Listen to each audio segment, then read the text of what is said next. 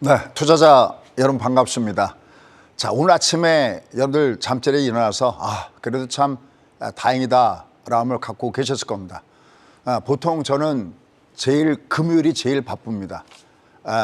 올데이 원래 제가 하던 일을 하는 데다가 바로 국고초에 나오기 위해서 어떤 강의로 여러분과 만나뵐까 해서 한 새벽 2시까지 하는데 또 이번에 느닷없이 도이치방크가 터졌습니다. 하지만 여러분들 코에다가 힘을 딱 주고 계시죠.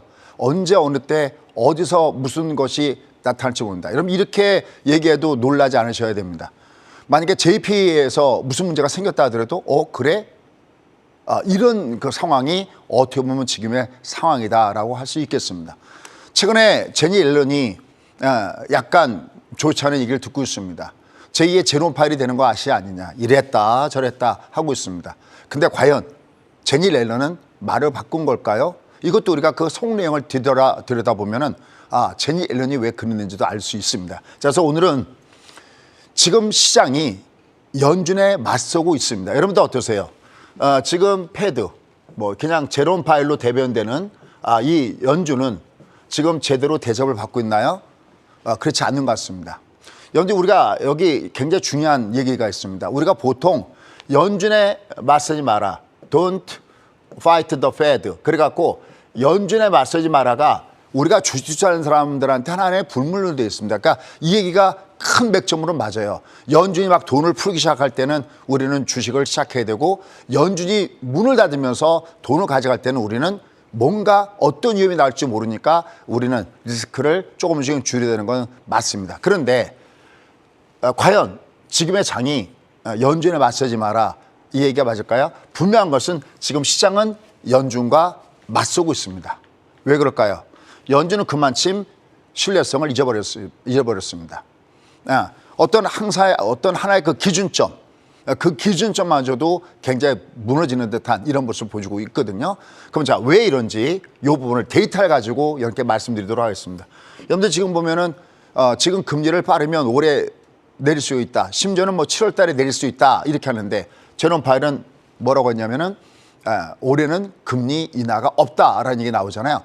그럼 나머지 다른 사람들은 어떤가 봐야 됩니다. 여러분들 지금도 보면은 제임스 블러드라든지 많은 사람들이 계속해서 연설을 하고 있거든요. 그 내용을 가만히 보면 이들한테서 공통점을 찾을 수 있습니다. 그럼 과연 여기도 마찬가지예요. 제롬 파일은 거짓말을 하고 있는 걸까요? 우리가 이것도 역시 객관적인 데이터를 가지고 우리가 합리적인 추론, 합리적인 의심을 한번 해보도록 하겠습니다. 이런 상태 속에서 아주 다양한 것이 있습니다. 설중매 장세. 여러분들은 한자 세대입니까? 아니면 한자 세대가 아닙니까? 저희는 딱 중간에 걸려있는 세대입니다. 한자 대충 알겠지만 설중매, 눈이라는 얘기죠. 많은 눈이 내리고 겨울이고 춥습니다. 하지만 그러한 가운데서도 매화꽃이 피고 있다는 거죠. 그래서 이걸 우리가 설중매 증시 참 오랜만에 제가 쓰는 건데 보통 종목장세가 나타났을 때 이런 얘기를 하고 있습니다. 그 다음에 알게 모르게 봄은 오는가 했을 때 어디선가는 이 어려움 속에서도 봄은 오고 있다는 겁니다. 아까 우리 사회자분이 말씀하셨죠. 아까 제가 많이 얘기했던 건데 항상 이렇게 장이 이런 악재 때문에 막 무너지려고 할 때 막 공포에 쩝니다. 그럼 제가 항상 애프터 서비스 방송을 하죠. 중간에 유튜브에서. 그럼 제가 제목을 이렇게 단 적도 있습니다.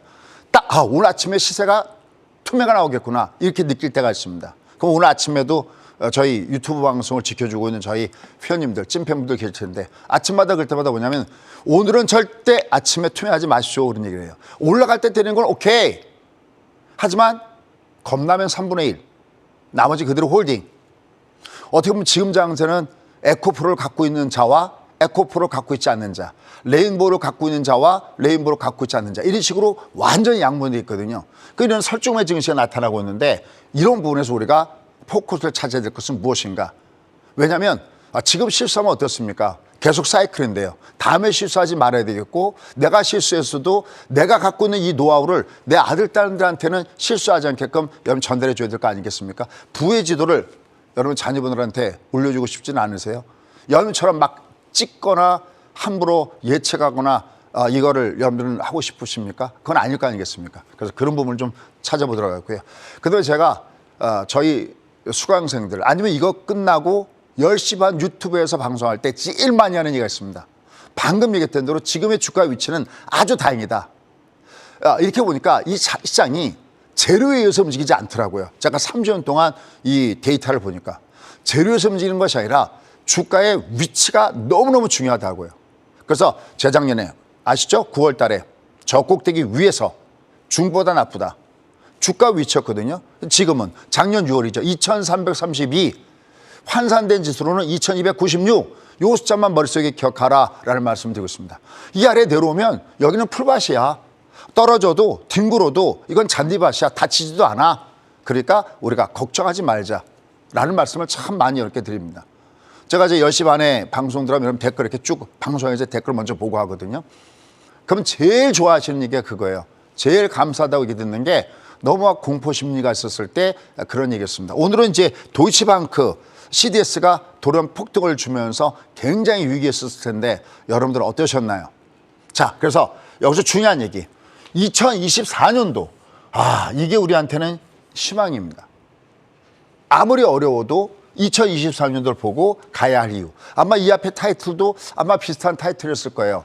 이렇게 여러 가지 악재가 있음에도 불구하고 지금 주식을 해야 되는 이유. 아마 그게 이 앞에 전주의 타이틀 내용이었지 않았나 싶습니다. 우리 도대체 뭘 보고 가야 될 것인가? 자, 그러면 곧바로 시작하겠습니다. 시장은 연준에 맞서고 있습니다. 자, 여러분들이 한번 들어보시고 여러분들은 연준에 맞설 것인가? 맞서지 않을 것인가? 분명히 Don't fight the bad. 연준에 맞서지 말라는 거에 격언이 있는데 어떨까요? 그게 중요할까요? 아니면 시장을 따라가는 게 중요할까요? 또 반대로는 시장에 또 맞서면 안 되잖아요. Follow the trend. 그죠? 그 유명한 파생의 신 얘기한 세 가지 내용 중에 하나가 바로 follow the trend. 추세에 어긋나서 매매하면 절대 안 된다라는 거죠. 바로 그런 부분인데 과연 어느 쪽이 맞을까요? 자, 그럼 첫 번째 데이터를 가지고 팩트 체크부터 가보도록 하겠습니다. 자, 먼저 점도표입니다. 자, 저기 진하게 빨간 것으로 있는데 한번 카운팅 옵션 10명입니다. 10명이 어디다가 점을 찍었냐면 5하고 5.25에다가 점을 찍어 놨습니다. 그럼 지금 연준 금리가 기준금리가 얼마입니까? 5죠. 그러면 이제 다음에 금리를 올려봤자 한 번 정도만 더 올리면 끝난다는 얘기죠. 그죠? 5월달 되면은 결국은 그 지긋지긋했던 연준의 긴축 행보도 끝난다는 것이 여기 나와 있습니다. 물론 이거는 분기마다 나오기 때문에 또 다음에 무엇이 나올지는 아무도 모릅니다. 지금 여러 가지 금융 환경이 변하고 있으니까. 여기 독한 것들이 있죠. 여기요. 카운팅 옵션 7명이 독한 것들입니다. 저 위에다 찍고 있습니다. 근데 그중에 한 명이 오늘 고백했죠. 누굽니까? 우리가 맨날 강경 발언 내놓는 방금 얘기했던 그렇죠. 제임스 블러드가 이미 저 위에다 점을 찍은 거를 보여줬습니다. 야, 그런데 나중에 한번 찾아보십시오. 이거 제가 10시 반에 한번 말씀드렸는데 그 제임스 블러드보다 더 독하게 위에다가 점을 찍은 그분이 계십니다. 대단하죠. 어쨌든 7명은 독하게도 저기다 찍었습니다. 그런데 말이죠. 저는 개인적으로 저게 참 다행이다라는 마음을 갖고 있습니다. 첫 번째. 자, 항상 제가 이런 말씀을 드리는데 오늘은 제가 그 말씀 안 드리고 시작했네요. 여러분들 저의 해석이 여러분들이 다른 데서 들었던 해석이나 여러분이 생각하는 것과 조금 다를 수 있습니다. 그러니까 여러분들이 다르더라도 30년 동안 어쨌든 이렇게 투자해서 살아남은 그 누구는 저렇게 생각하고 있구나 이렇게 보시면 좋을 것 같습니다. 사실 엊그저께는 이승조 수장 무국 선생을 만났는데 살아남은 사람 중에 한 사람이죠. 자, 어쨌든 중요한 거 저는 저게 참 다행이다 느끼는데 이게 어떤 좀 다른 색깔의 해석일까? 제가 먼저 이렇게 듣겠습니다. 여러분들 이번에 연준이 금리를 0.25로 올렸잖아. 50pp를. 사회자분은 어떻게 생각하세요? 여러분은 어떻게 생각하세요? 0.2 올린 거. 만약에 안 올렸으면 어떻게 할까요? 좋았을까요? 아니요. 왜요? 뭔지 모르게 힘들다라는 느낌을 더 받았을 그렇죠. 것 같습니다. 네, 그렇습니다. 물론 50pp는 이건 뭐 말도 안 되는 거고요. 지금 뭐 CGV나 여러 가지 문제들이 생기고 있고 CS 문제도 생겼고 연준이 이 옥죄면서 여러 가지 문제가 부작용들이 나타나고 있는데 50pp는 말도 안 되는 거고요. 만약에 요번에 금리를 동결했다면 아니면 다른 데서 예측했던 대로 금리를 내렸다면 어떻게 될까요? 시장은 분명히 이렇게 반응했을 겁니다. 저부터도. 야, 이거 그러면 뭔가 문제가 골마 터지고 있어. 어딘가 어마어마한 문제가 터지고 있어. 그리고 그 데이터를 분명히 연준은 알고 있어. 그러니까 금리를 그렇게 불과 얼마 전까지만 해도 50pp 올린다고 장담했지 않았습니까? 그래서 제롬 파일이 이리 왔다 저리 왔다 했던 거 아니에요? 계속 디스인플레 얘기하다가 갑자기 또다시 강경 발언을 하면서 50pp가 됐는데 갑자기 제로야? 이거 뭔가 이상하잖아요. 사람이 하루아침에 바뀔 수는 없잖아요. 그죠? 그래서 이번에 오히려 금리를 동결했으면 시장은 더 위험에 대해서 본능적으로 지금 어떻게 보면 이 위기는 심리적인 면이 굉장히 강하잖아요. 여러분들 다른 은행은 몰라도 아마 여러분 주식하시면서 도이치뱅크에 대한 얘기는 워낙 많이 들으셨을 거고 독일 최대 은행 아닙니까? 한 여기가 문제가 생겼다니요. 사실 이 도이치뱅크를 하면서는 우리가 뭘 생각하냐면 소위 본드론이라고 들어보셨나요? 우리가 뱅크론은 들어보셨죠? 어떤 문제가 생겼을 때 말 그대로 은행으로 달려가든지 아니면 은행에 있는 돈들이 다른 쪽으로 도망가든지 우리가 그것을 뱅크론 그런데 본드론은 이번에 여러분들 아시다시피 이번에 AT1 전액 상가 다시 말해서 휴지 조각이 되면서 야 이게 뭐야 스위스에서 이번에 다른 데도 아니고 가장 안전하다고는 스위스에서 이런 일이 발생이 돼 어디를 믿을 수 있겠습니까? 그렇죠? 그런 상태 속에서 굉장히 불안에 떨고 있었는데 요번에 뭐 50pp는 앞서야겠지만 말도 안 되는 거고 만약 금리를 동결했다면 그건 오히려 더 후폭풍이 밀어닥칠 수 있었다는 겁니다. 그래서 여전히 괜찮구나. 그런데 앞서 설명드렸던 대로 그 다음에 점을 찍었는데 10명이 여기다 점을 찍고 그 다음에 그 외에도 찍었다? 이건 무슨 얘기냐면 그러면 최소한 연준 위원들이 밖에서 내뱉는 얘기는 거짓말은 아니구나. 무슨 얘기냐면 이게 시중을 안정시키기 위해서 우리 금융시스템은 안정적이야 라고 얘기하는 그게 나중에는 바뀔 수는 있을지 모르겠지만 이게 진짜 뭐 뱅크론 나타나면 JP모건이나 뭐나 있는데 다 의미가 없어지는 거 아닙니까? 뭐 뱅크 오브 아메리카나 아니면 우리가 뭐 시티나 다 문제가 생기는 거 아니겠습니까? 그런데 이들이 바깥으로 내놓으면서 야, 저 사람들이 하는 거 못 믿겠는데 그러는데 이걸 보는 순간 역으로 해석하는 것이 어떠냐는 거죠. 아니 얘들이 이게 독한 것들이 여기 더 위에다 찍어놨어 이렇게 위험한데 그게 아니라 이들은 요번에 이 악재가 2008년도에 어떤 금융 위기 글로벌 금융 위락은 분명하게 다르게 접근하고 있고 이들이 이것을 해결할 자신감이 있다 이렇게 한번 보시는 것이 어떨까라고 판단됩니다. 자, 그러면서 이 밑에 칸을 보시죠. 밑에 칸은 전혀 없죠, 올해. 이거 뭐냐면 얘들은 진짜로 올해 금리를 내릴 마음이 있다, 없다? 없다라는 거예요. 그러니까 얘들은 그러니까 거짓말하고 있지는 않다는 거예요. 최소한. 이들의 결정이 맞다, 틀리다는 우리의 소관은 아니죠. 두고 봐야죠. 하지만 이들은 최소한 언행일치를 하고 있다. 올해 금리를 내릴 마음이 없다는 것을 이미 점도포상에서 이들은 보여주고 있다라는 겁니다. 자, 그러면 도대체 얘들은 어떤 마음을 갖고 있는지 다음 장을 보시면 더욱더 확연하게 알 수 있다는 겁니다. 한번 보시죠. 여기 지금 보시면 올해 2023년도고 이게 내년 2024년도입니다. 지금 보면 GDP 성장률은 0.03, 0.04. 이게 지나고 나니까 진짜 0.03, 0.04. 근데 다행히 2024년도에는 이게 조금 올라가죠. 물론 이 GDP 성장률 이 자체는 굉장히 작습니다. 이 숫자를 들여다보면 사실은 2008년도에 이들이 얘기했던 숫자보다도 더 작으니까 얼마나 경기가 아직까지 별별이 없습니까? 하지만 줄장은 항상 먼저 선행하고 최악의 상황에서 벗어났을 때 우리는 환호하게 되는 거죠. 그러면서는 일단 그래도 다행스러운 모습이 있다는 겁니다. 자, 근데 그 밑에 걸 한번 보십시오. 자, PC를 보시면 헤드라인 PC하고 그다음에 코어 PC가 있는데 여기를 보시면 2024년도에 몇 컴마를 찍고 있습니까? 사회자님 몇 컴마가 보니까 화면에서 지금 현재 TV에서 잘 보이나 모르겠네요. 2컴마가 보이죠? 네. 연준의 목표치가 몇 프로대입니까? 2%대죠. 그러면 이들이 네. 바라보는 건 내년에는 어떻게 된다고 보는 거예요? 물가가 제대로 잡힌다고 보고 있는 겁니다. 다시 한번요. 우리가 연준을 깔 때 까더라도 알고 가자는 거죠. 최소한 이들은 그렇게 생각했다는 겁니다. 그러니까 올해는 여전히 3컴마대를 기록하는데 2024년도에 PC를 보니까 코어 PC를 보니까 2컴마를 찍고 있다. 그죠? 그럼 여기 금리를 보시죠. 지금은 금리를 5.1에다가 갖다 놓고 있죠. 중간값을. 네. 그죠? 그런데 내년에 금리가 얼마예요? 4%대. 4%대로 들어오죠. 아, 그러면 예측하는 건 거죠. 아, 그럼 내년엔 금리를 내리겠구나. 자, 여기서 굉장히 중요한 게 있습니다. 그 중요한 게 뭐냐면 여러분 지금 코스피 시장이 왜 자꾸 올라가다 막힙니까?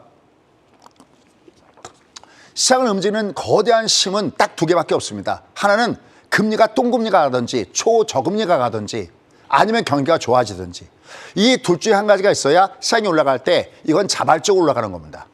지금 올라가는 건요. 그게 아니라 누차겠죠. 이머전시 상황. 그래서 트레스 악재가 호재였고 현재 주가의 위치가 굉장히 낮은 상태에 있어요. 여러분들 오뚜기가 넘어갔다가 지금 이런 악재가 났는데 왜 넘어갔다가 올라갈까요?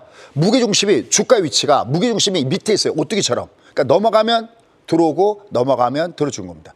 이게 저희가 여전에 3,316 6월 25일 날 잊지 말자 6.25죠. 3,316에서 무너지면서 주가가 내려가는 그 즈음에 이 문제가 터졌다면 우린 다 죽었습니다. 왜? 위치가 저꼭대기이기 때문에 이거 고층 아파트이기 때문에 그냥 떨어지면 이거 죽거나 아니면 진짜 엄청나게 치명성을 입는 거죠. 근데 지금은 저층 아파트였습니다. 주가 위치가. 그러니까 악재가 터져서 넘어갔다가도 올라서고 넘어갔다가도 올라서는 겁니다. 뭐라고요? 가장 중요한 거. 30년 경험에 제가 가장 중요한 것은 이런 주변의 악재가 아닙니다. 주가의 위치라는 거죠. 그걸 내가 공부해서 찾아가는 겁니다. 무엇을 통해서? 주가 지도라는 걸 통해서. 여러분들 이 장이 내려갈 때 처음에 무너질 때 S파동, S테이션, 그 다음에 M파동 실패형 기억나시죠? 제일 많이 쓰는 M파동 실패형. 여러분들 뭐 이런 얘기 많이 합니다. 야, 그게 맞아? 맞습니다. 여러분들 그렇지 않으면 제가 30년 동안 어떻게 살았겠고 많은 분들이 이미 그분들은 경험하고 계시는 겁니다. 밀어내지 말고 한번 받아들여 보십시오. 거기에 내가 기본적 분석도 잘하고 차트 분석도 잘하면 너무 좋은 거죠. 제가 얘기하는 주가 원리. S파동, M파동. 그 다음에 M파동에서 저점을 깨고 나면 그것이 L파동 구간 되는 거죠. L파동의 마지막 끝자락은 어디입니까? 여기가 지금. 넘어져도 그린존. 여기 있는 이 부분들을 여러분들이 느끼게 됩니다. 또 위치가 굉장히 아래에 있기 때문에 지금 도이치뱅크 보고 또 무슨 일이 어떻게 터질지 어떻게 알겠어요. 두들새끼처럼 여기서도 나오고 여기서도 나오고 계속 나올 겁니다. 하지만 지금 우리 손에 뭐가 들여졌다고요? 뿅망치가 들어졌기 때문에 올라갈 때마다 개를 찍어 누릅니다. 그러니까 오히려 악재가 나왔을 때는 하단선 잡아주는데 이게 해결되려면 시간은 분명히 많이 걸리기 때문에 올라갈 때는 쫓아가지 말고 시장의 의미상으로 봤을 때는 조금씩 줄여주는 게 맞다라는 거죠. 그런 상태에서 우리는 어디를 보고 가야 된다? 오케이. 2024년도. 그럼 얘는 제가 모멘텀은 둘 중에 한 가지가 있다고 그랬죠. 경기가 좋아지든지 금리가 내려가든지. 사실은 정확하게는 금리가 내려가는 게 아니라 금리의 수준이 초저금리 수준에 있어야 돼요. 무슨 얘기냐면 2008년도에 저는 개인적으로 오히려 금리를 내리기 시작하면 좀 조심해야 된다고 보는 쪽이에요. 여러분 2008년도에 금융위기가 터졌을 때 기억나시죠? 그때 금리가 얼마였어요? 5.25였었죠. 5.25에서 금리가 제로금리까지 가는 동안에 주가는 올라갔어요? No. 주가는 엄청나게 빠져나갔습니다. 왜? 이게 드디어 위기로 인식되기 시작하는 거거든요. 그 정도의 느린 속도로는 얘를 커버할 수가 없었던 것이죠. 올해 저는 금리를 내리면 위험하다는 겁니다. 근데 왜 2024년을 보고 하니까 금리를 내리기 시작하면서부터 봐야 돼요. 도대체 금리를 내리는데 경기라는 모멘텀이 얼마나 잡아먹고 있는지 이거 갖고는 택도 없어서 경기 악재가 시장을 악화한다면 오히려 그것은 역실적 장세가 되면 주가는 오히려 폭락하게 될 겁니다. 근데 2024년을 보고 한다는 무슨 얘기일까? 이 악재가 그러니까 얘가 금리를 내린다는 그 재료가 노출되는 것이 아니라 금리를 내릴 수가 있어라고 했을 때는 시장은 그걸 반영해서 먼저 올라가 준다는 겁니다. 자, 이런 자세한 좀 이해가 안 되는 이런 중급 이상의 내용들은 10시 반에 제가 뵙도록 하겠습니다. Anyway, 어쨌든 2023년도에는 물가도 여전히 위에 있고 경제도 랄즈한데 얘가 2024년 들어가면서는 드디어 이들이 목표라는 2%대에 들어가는구나. 그러니까 얘들은 내년에는 금리를 내겠구나 하는 겁니다. 근데 여기서 중요한 게 있습니다. 얘가 5에서 4잖아요. 그럼 대략 얼마가 금리가 낮아지는 겁니까? 1밖에 안 되죠. 근데 보세요. 연준은 1년에 몇 번 FOMC가 있나요? 한 7번? 뭐죠? 7, 8번? 하나만 더 쓰시죠. 8번. 그렇죠. 분기마다 2번이에요. 우리도 따라가죠. 그죠? 분기마다 2번. 그러니까 분기마다 보니까 1분기, 2분기, 3분기, 4분기니까 얘들은 특별한 거 없으면 8번. 어떤 스페셜 할 때는 좀 더 하지만 8번이거든요. 근데 보세요. 8번의 금리가 1% 낮아진다는 얘기는 이거 뭡니까? 금리를 팡팡팡 내린 게 아니라 2번에 1번 정도 꼴로 무슨 스텝으로? 베이비 스텝으로 느리 내려간다는 거야. 그죠? 금리를 내리는 속도는 그렇게 빨리 내리지는 않을 것이라는 것이 이들의 FOMC 회의 내용에서 나와 있는 중요한 부분들이다라는 겁니다. 자, 그럼 앞서 설명드렸던 대로 지금 우리가 시장에 맞서고 있는 이유, 분명히 이 연준의 위원들은 언행 일치를 하고 있어요. 이미 그들의 머릿속에는 우리는 금리는 한 내년 정도 내릴 거야 라고 보는데, 그럼 왜 시장은 why? 왜 이들이 금리를 먼저 내린다고 보느냐라는 거예요. 지금 왜 그런지 들어가 보도록 하겠습니다. 이게 여러분 설득되면 시장이 옳구나. 이게 틀리면 시장이 틀렸구나 생각하시면 되겠습니다. 과연 우리는 트렌드 더 팔로우가 맞을까요? 아니면 don't fight the Fed 이게 맞을까요? 지금부터 여러분의 선택을 한번 찾아가 보도록 하겠습니다. 자, 첫 번째 보여드릴 그림은 바로 이 그림입니다. 금리의 현 위치입니다. 전 개인적으로 이번에 금통에서 금리를 어떻게 할 것인가가 굉장히 궁금합니다. 지금 얘들의 금리가 5%입니다. 기준금리가 상당금리죠. 우리가 3.5입니다. 그럼 지금 1.5가 차이가 납니다. 만약에 얘들이 5월 달에 한 번 더 올린다 그러면 그때 1.75가 나타나겠죠. 과연 여러분들 금리를 어떻게 해야 된다고 생각하십니까? 금리를 우리도 이번에 올릴까요? 아니면 동결할까요? 4월 11일인가요? 4월 달이 주목됩니다. 다만 이 앞에 금통위가 금리를 동결했었죠. 그때 처음에 욕 바가지로 먹었죠. 처음에 욕 바가지로 먹었습니다. 미리 올려놓고 기다리고 있어야 되지 왜 그러냐. 근데 최근에 환율이 어때요? 다소 안정되고 있고, 그러면 금통위가 결론적으로 옳았네. 왜? 금리를 올리면 많이 거기에 손해보고 힘들어하시는 분들이 너무 많잖아요. 근데 얘들이 5.5가 있는데 어떨까? 물론 이거는 이제 이 사이에 우리도 4월 달에 또 우리도 물가지표가 나오잖아요. 네. 그 물가지표를 보고 결정하겠죠. 근데 이번에도 이런 해석이 있습니다. 어쩌면 maybe 이번에도 금리를 동결할 수도 있지 않나라는 해석이 나오고 있습니다. 1.5나 벌어지는데. 여러분 보세요. 우리가 안전한 은행과 좀 그렇지 못한 은행이 있을 때 안전한 은행은 금리가 낮잖아요. 네. 위험하면 금리가 높아야 되잖아요. 그러면 객관적으로 봤을 때 우리나라와 미국을 봤을 때 객관적입니다. 요새 SBB나 이런 거 터지는 거 보면 제대로 좀 그렇지 않은 것 같긴 보지만, 그럼 상대적으로 미국 은행보다는 우리 은행이 금리가 더 높아야 되잖아요. 근데 미국이 안전한데 더 높아요. 그럼 돈들이 글로 빨려 들어갈 수도 있잖아요. 그런 위기감이 있는 거거든요. 근데 최근에 환율을 보니까 그렇지 않아요. 돈 빠져나가는 것도 그러면 그렇게 많지 않다는 거거든요. 더군다나 이게 사람의 습성이라는 것이 있는데, 이번 이창용 총재의 습성은 어떤가요? 여러분 습성은 어떤가요? 사람을 연구해 봐야 되거든요. 근데 이분은 이런 거에 별로 신경 안 쓰는 것 같습니다. 이미 본인 입으로도 얘기했습니다. 우리나라의 물가와 우리나라 경제 상황에 맞춰서 금리를 결정하지 환율이나 이런 게 맞춰서 결정하시는 분은 아닌 것 같습니다. 그래서 살며시 일부에서는 그래도 요번에도 동결을 점치는 사람들도 있습니다. 자, 어쨌든 지금 저는 여기 금리차를 보통 얘기하면 금리차를 얘기하는데, 저는 금리차를 얘기하는 게 아니라 여기 금리의 수준, 그다음에 여기 보면 금리를 올린 속도를 한번 보십시오라는 겁니다. 보세요. 미국이 금리를 올릴 때 작년 3월부터 올렸습니다. 그럼 이번 3월까지 0에서 0.25였잖아요. 근데 상당분가 5가 올라갔다는 것은 불과 1년 만에 얼마 올린 겁니까? 4.75를 올린 겁니다. 1년 만에 기준금리를 4.7을 올렸어요. 안 놀라십니까? 이거 안 놀라면 공부 하나도 안 한 겁니다. 아니 세상에 어떻게 1년 만에 금리를 4.7까지 올립니까? 완전 미친 거죠 이거는 진짜. 그래서 누차겠지만 이게 끝나고 나면 요번에 연준에 있는 이 사람들은 가장 역대 무능한 사람 중에 한 사람들로서 기록되지 않겠나라는 생각을 제가 해보는 이유가 바로 거기있습니다. 이렇게 금리를 빠르게 올렸을 때는 두 가지가 기억납니다. 첫 번째, 1973년과 79년도에 바로 석유 파동이 있었죠. 그래서 1980년대 폴 볼커 시대 레건 대통령 시절에 금리가 얼마까지 갔습니까? 무려 20% 이상 올라갔던 그때가 기억이 납니다. 그런데 한 가지가 더 있습니다. 가장 가까이. 여러분 언제 금리를 빨리빨리 올렸다고 기억나십니까?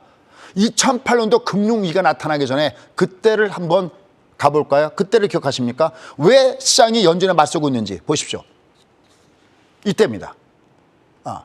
이때 2004년도 6월 달부터 2006년 6월까지 FOMC가 17번이 열렸는데 17번 내내 올렸습니다. 세상에. 저도 이거 보고 깜짝 놀랐습니다. 올리고. 이거 무슨 얘기예요? 늦게 올렸다라는 거죠. 그럼 왜 이들은 이렇게 실축을 했을까요? 여러분, 이 앞에는 그러면 2008년도잖아요. 2008년도에, 여러분도 아시다시피, 2000 뒤니까, 2008년도에 문제가 있고, 이 앞에 보면 또 언제가 있었습니까? 2000년도와 2001년도가 있었네요. 그렇죠? 2001년도에 뭐가 있었나요? 2000년도에 IT 버블이 터졌었죠.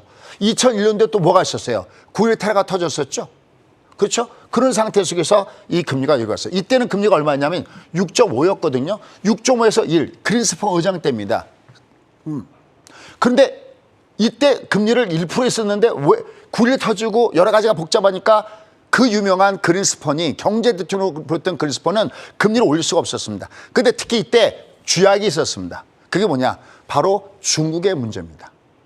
중국이 WTO에 가입하면서 중국이 전 세계로 디플레이션을 수출하고 있었죠. 그러니까 물가가 올라가는데 마치 그 개구리 새끼가 그 물에 있어갖고 데워 죽는지도 모르고 개구리처럼 행동했던 겁니다. 그래서 금리를 올리는 걸 실기를 했죠. 그러면서부터 계속 금리 올렸는데 결국 나중에 어땠습니까? 뻥 하고 이게 터져버린 겁니다. 이때 이미 많은 경제학자들은 마음의 가짐을 가졌습니다. 무엇을? 금리를 너무 급격하게 빨리 올리면 항상 위기가 터지는구나. 이때 이미 학습 효과를 가졌거든요. 근데 이게 2years, 대략 한 2년 동안에 금리를 갖다가 1에서 5.25면 얼마 올린 겁니까? 한 4% 올린 거잖아요. 네. 근데 이때 2years 동안에 4% 올렸는데 지금은 얼마 만에? 1년 만에. 1년 만에 얼마를? 4.7 올렸어요. 이거 문제 안 터진다고 보십니까? 안 터진다고 하는 게 그게 이상한 얘기죠. 이 금리가. 그러니까 지금 현재 지금은 괜찮지만 결국은 이 문제는 결국 터질 것이다. 근데 미국이 바랬던 것은 그것이 다른 나라에서 터져야 되는 거죠. 벌써 31분이에요. 다른 나라에서 터져야 되는 거죠. 근데 이게 어디서 터진 겁니까? 지그들 나라에서 터져버린 거죠. 이게 오히려 뒤로 어디로? 유럽으로. 그죠? 아시겠지만 크레딧 스위스 여기다 이제 도이치방크 막 여기서 빵빵빵 이제 막 터지기 시작하고 있습니다. 이 부작용들이 결국은 나오는 거죠. 그러면 이미 이 앞에 우리가 역사는 과거는 미래 고리다라고 하듯이 이런데 이렇게 빨리 금리 올렸을 때 이게 문제가 터졌는데 1년 만에 4.7을 올렸는데 이 경기가 안 부러진다고 보지 않는다는 거죠. 그러면 결국은 연준은 행동할 수밖에 없지 않느냐라는 것이 바로 지금 시장이 연준을 믿지 않는 가장 큰 이유다라는 겁니다. 그렇기 때문에 우리는 예전에 제가 트러스 약제가 호재다 그럴 때 처음엔 다들 비난했잖아요. 아니 영란은행이 앞에서는 긴축을 하는데 뒷구멍으로 갔을 때는 돈을 갖다가 하시면서 양적 완화라네. 이게 불가피한 선택이었다는 거죠. 그럼 이번에 옐런이 왔다리 갔다리 하고 있습니다. 또다시 옐런이 비난을 받고 있습니다. 근데 과연 옐런은 비난받아야 될까요? 비난받아야 되는지 아닌지 여름에 한번 보고 듣고 결정해 보십시오. 자, 나왔던 내용들을 보면 옐런이 우리는 포괄적 보험, 그러니까 문제가 터지면 우리는 다 가서 도와줄 거야 그러다가 사원에 가서 증언할 때는 우리는 포괄적 보험 고려하지 않아. 확 바뀌어버렸습니다. 그래서 주가가 올라갔다가 이거 나오면서 야 이제 큰일 났구나. 저거 안 한대. 그럼 이제 뱅크론이 보고 난리 날 거여서 주가가 빠졌었습니다. 근데 다음에 하원에 갔습니다. 하원에 가서는 타이틀도 이렇게 나왔죠. 말 바꾸기. 뭐 기사 제목 다 말 바꾸기 나왔습니다. 겉으로 보면 말 바꾸기죠. 필요할 때 조치를 취할 거다. 야 이게 도대체 뭐가 많아. 여기 우리가 항상 그 안에 속뜻을 봐야 됩니다. 이것만 보면 제니 옐런은 제2의 제롬팔이 되는 것처럼 보입니다. 근데 하나 중요한 게 있습니다. 제니 옐런이 포괄적인 보험이다 뭐다 할 그 위치에 있지 않다라는 겁니다. 여기 지금 보시면 어떤 내용이 있냐면 여러분 이 사이에 숨어 있는데 글에는 아직 안 나와 있나요? 아, 여기 있군요. 여러분들, 포괄적인 보험. 다시 말해서 이들은 지금 얼마? 25만 달러. 우리나라 돈으로는 대략 한 3억 3천 정도까지는 보장이 되잖아요. 그 문제가 되는 게 그걸 넘어가는 금액에 대해서 어떻게 할 것이냐가 이게 문제가 되는 거잖아요. 그런데 이렇게 포괄적으로 여기를 다 보호해줘서 하려면 이거는 재무부의 소관이 아니다라는 것을 우리가 알고 있어야 됩니다. 그게 어디 소관인데요? 바로 의회 동의가 필요하다는 겁니다. 우리는 그러기 위해서는 뭘 하나 알아야 되느냐?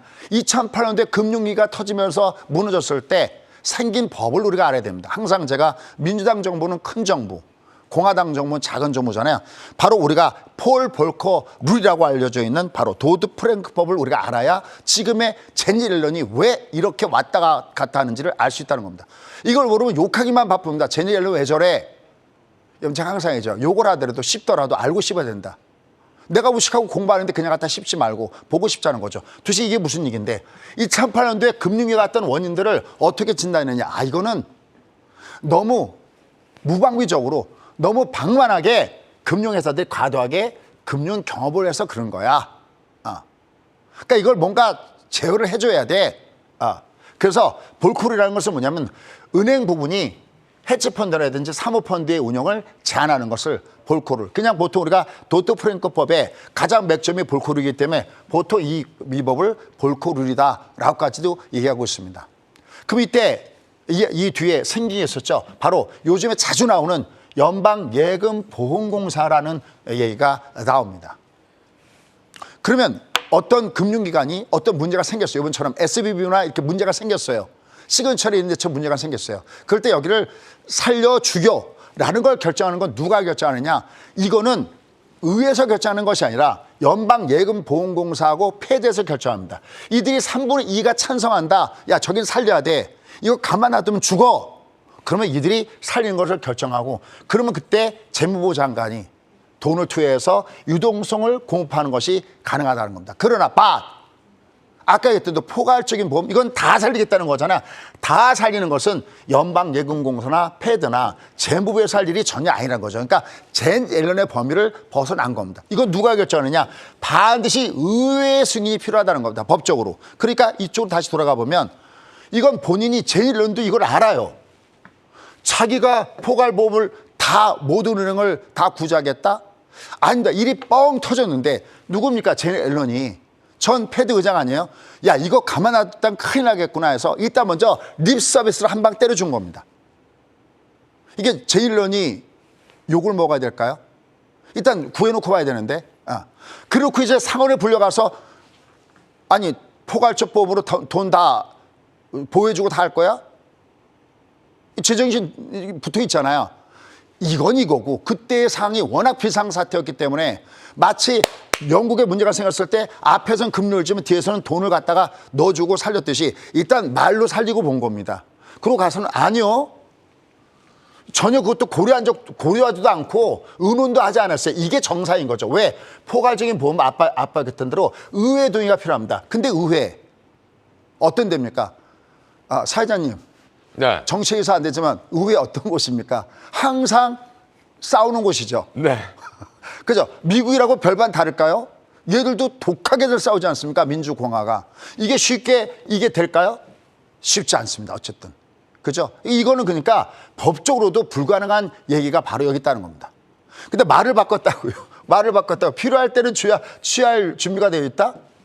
이게 문제가 터지더라도 이제 선별적으로. 그러니까 요번에 어디입니까? 실리콘밸리 뱅크나 아니면 시그너처나 이렇게 문제가 생길 때는 이거는 전체가 아닌 어떤 특정한 상황에 대해서 아까 그 권한은 누구한테 있다고 그랬습니까? 그렇죠? 예금보험공사라든지 연방예금보험공사라든지 패드가 결정 야 저건 살려야 돼. 그때 언제든지 재무부가 투여할 수가 있습니다. 다만 포괄적인 거는 되지도 않습니다. 또 하나 이게 안 되는 이유가 있습니다. 여기 밑에 있네요. 지금 정부의 부채가 얼마냐면 31조 4천억 달러입니다.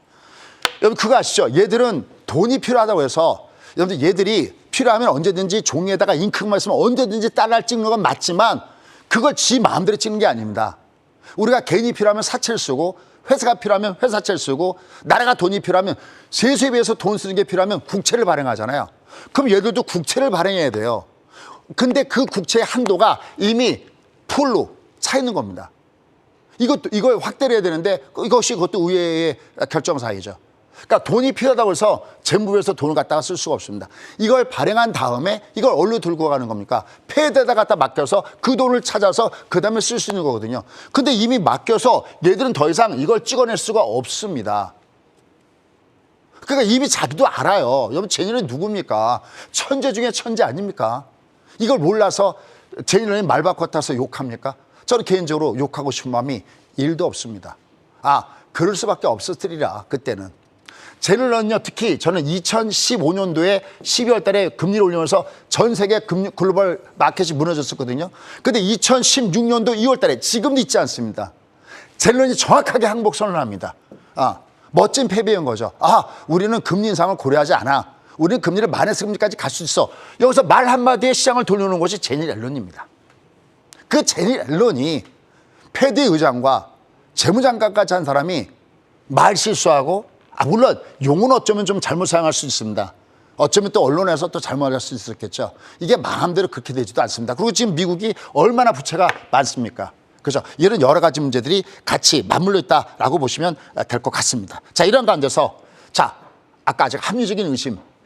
시장은 이거보다 훨씬 더 금리를 먼저 내릴 수도 있다라고 보는 그 이유는 어디 있냐라는 겁니다. 지금 보시면 한번 보시죠. 자, $1 환율입니다. 달러 인덱스가 위에서부터 우리가 N파동 실평이죠. 요게 N파동 실평이고 요게 마지막 물량털기고 240이 저항세 역할을 하고 있지 않습니까? 얘가 우리도 여기서부터 어제 물론 올라가긴 했지만 얘가 위에서 훅 꺾이는 모습을 보여줬지 않습니까? 환율이 어쨌든 내려가고 있다. 특히 이 전날 무려 한 30원 가까이 빠졌던 그날 점도표가 나왔을 때잖아요. 우리 올해 금리 안 내린다고 하는데 환율은 어마어마하게 빠졌잖아요. 시장은 믿지 않고 있다라는 얘기가 되는 거죠. 그다음에 또 하나 다른 데이터를 보시면 미 국채 수익률. 지금 10년짜리 한번 갖고 왔지만 얘들이 지금 3%대 와 있습니다. 얘들이 갭이 굉장히 좁혀져 있습니다. 막 이념을 푹푹푹 막 떨어집니다. 이미 시장은 미국이 연준이 금리를 동결한다고 얘기하고 있지만 이들은 거짓말을 때린 게 아니라 이들은 이미 진짜로 그렇게 보고 있습니다. 왜? 인플레가 더 중요하다고 보니까. 이번에 그 문제 같았던 스위스에서도 0.5를 올리고 영국에서도 0.25를 올리고 얘들도 여전히 올리잖아요. 그만큼 그게 중요하다고 보는 겁니다. 다만 얘들이 푹푹푹푹 떨어지고 있다는 것은 결국은 전체 시장은 합리적으로 시장에 맞서고 있다라는 얘기가 되고 있는 겁니다. 그래서 자, 마지막 그림 들어가도록 하겠습니다. 결국 지금의 시장의 모습은 상대 강도가 코스피보다는 코스닥 시장에 놓여 있기 때문에 아까 얘기했던 설중매 증시는 여전히 진행된다라고 보셔야 되겠습니다. 이런 관계에서 월봉은 보면 더 뚜렷하죠.